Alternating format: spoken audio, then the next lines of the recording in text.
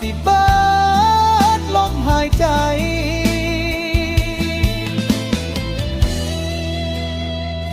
วาเลนไทน์ปีนี้บ่มีดอกกุหลาบแดงมีแต่ฮักที่จัดแจงออกมาจากใจดวงนี้สิกอดจะไว้ให้นานๆให้สมกับฮักที่มีฮักเจ้าเด้อคนดีวาเลนไทน์ปีนี้อ้ายมีแต่เจ้าคนเดียว